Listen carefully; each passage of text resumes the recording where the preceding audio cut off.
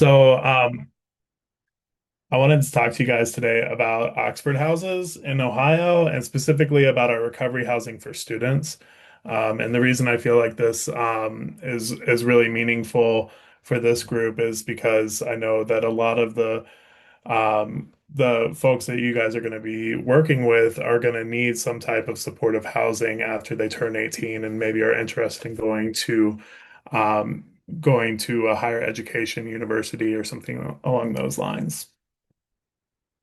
First, though, I do just want to go over like some of the basics of what an Oxford House is, because it's a recovery housing and it's a little bit different than other types of recovery housing. So, the first house was opened in Silver Springs, Maryland in 1975. It was a halfway house that housed 13 guys, and that halfway house lost its funding from the county. And the guys were told that the house was going to close. So they reached out to the landlord and were able to take over the rent for that place. They realized they couldn't afford to pay a therapist, they couldn't afford to pay a house manager or a cook, but they could probably figure out how to do those things on their own. The first Oxford House was born, and they kind of figured out how to manage their needs within that setting.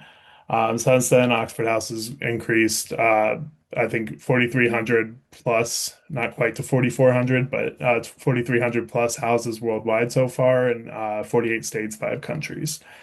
The one of the like features of an Oxford House that are different than other types of recovery housing is that no one's ever asked to leave without cause. So I've lived in one house or another now since November of 2020, and I'm welcome to stay for the rest of my life if I would like to.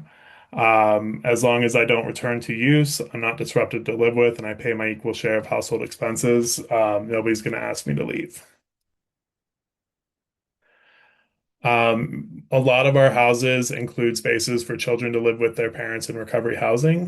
We have what we call mommy and me and daddy and me houses, where parents that have custody of their kids or are working towards custody with back from their kids can do those goals within a supportive living environment that's based on accountability. The people on MOUDs, methadone or Suboxone, are welcome within Oxford House, and it's I think it's proven that people with mental health illnesses do just as well within Oxford House as people without. So I myself have bipolar disorder. I've lived with that diagnosis for a long time, and I do very well within an Oxford House.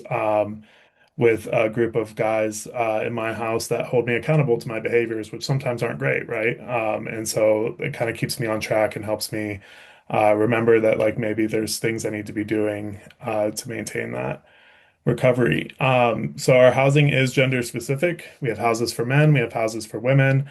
They tried co-ed houses in the 1980s and it went really bad. So they decided to never do that again. We don't exclude gender non-conforming folks. So like trans people can live in the houses that they want to live in. I'm non-binary. I choose to live in men's houses because I have a beard, and I feel like it would be weird otherwise. So like, but you know, people are able we're able to help them figure out what's going to work best for them. Um, Oxford House stays non-professional.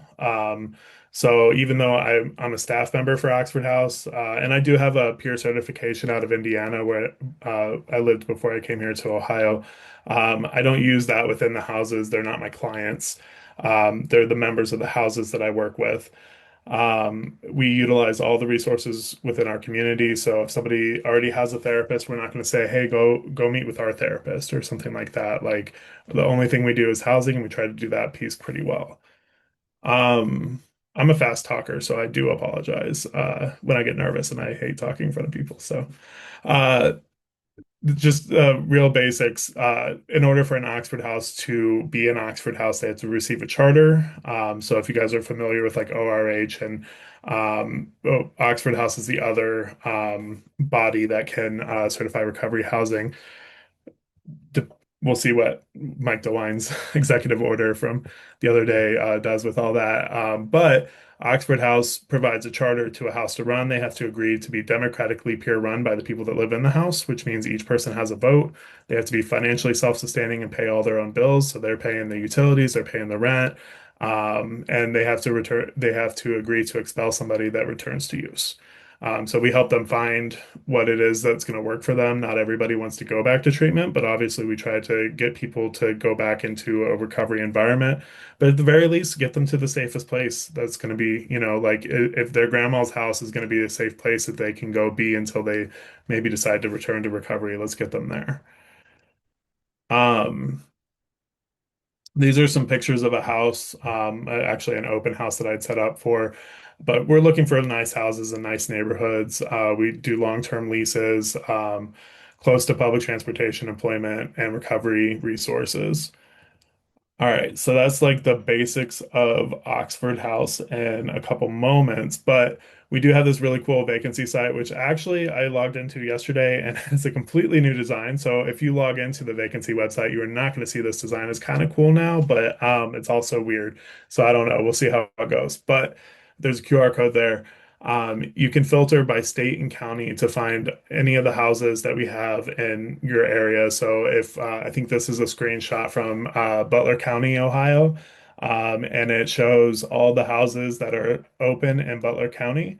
The name is a hyperlink that shows you exactly on Google Maps where it's located. You can see the street view. You can look up and down the block, make sure it's a nice area. It shows the capacity. It's got the contact name and number. That's the person who sets up the interviews for the house. And then on the last column is it last updated. So that shows when the vacancy listing was last updated.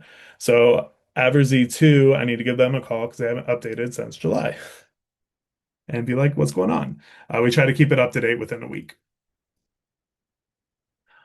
There's a structure to Oxford House. Basically, the houses are the number one thing. It's a houses govern chapters, govern associations. So none of the money that the members are paying into the houses go to pay like my salary, like I'm a grant funded employee. The members are the most important, and their individual voting is the most important. So it kind of trickles up through that. Um, so about the student student recovery housing. So our goal is we received supplemental funds from the SOR grant here in Ohio. And so our goal is to open more houses near colleges, universities, and other educational centers to provide opportunities for folks that are in recovery to access housing that maybe is better for them than, traditional student housing, which tends to sometimes come with other types of um, lifestyles that maybe aren't conducive for everybody's recovery. So, through this, like we have identified different areas across the state where we want to open houses, and help people have that option. Um, the contract started technically started in October. It started a little bit late. But so we've been tracking since October, and we've had 29 youths age 18 to 24 move into our houses since October. Um, 15 of those young people are still living in an Oxford house today. Um, and I think four of them are enrolled in colleges at this moment, and then we got two that are engaged with adult education centers with the goal to go to college. We've opened four houses on the contract so far. So, like Oxford House Olympic Hills out of Springfield, Green Camps out of Marion, Newark out of Newark, very original name, and Homewood out of Cleveland Heights, which just opened yesterday. And then, so a part of this too, we already had houses like it are all over Columbus. Like Columbus has 15 houses, so we have houses very close to OSU. But we don't have any houses near these OSU satellite campuses. Maybe somebody that is wanting to go back to Ohio State University, but they don't want to go to the main campus. So, like the house in Newark and the house in Marion, both are very close to the OSU satellite campuses. and really give people an opportunity to decide if that's going to be a good path for them. Part of we've talked about opening more house or opening houses near educational centers, but like our staff also goes and meets with the young people in our houses. We help them identify any challenges or goals that they have, and point them in the direction of the community resources that can help them with that. Sometimes all somebody needs is to like have somebody sit down and be like, "All right, what do you want to do?" And if they're like, I want to go to a nursing school." I can say, all right, well, if that's a serious goal, like here's some places you can call. Here's some houses we have near schools that have nursing programs. You can transfer there if that's what you want to do. Like we can help make this a reality. Um, these are some of our houses. So we didn't make a flyer for Olympic Hill, but there's a picture of Olympic Hill. That was the first house we opened on the contract in Springfield, and then Green Camp is there. Um, We've got Oxford House Newark, which opened about a month ago. And we are having a community open house there on September 3rd. So if any of you guys are in the Newark area, you're welcome to come join us. We'd love to have you. And if you're not around there, we're having open houses for a bunch of houses. So just reach out. I'm happy to get you connected with one in your area.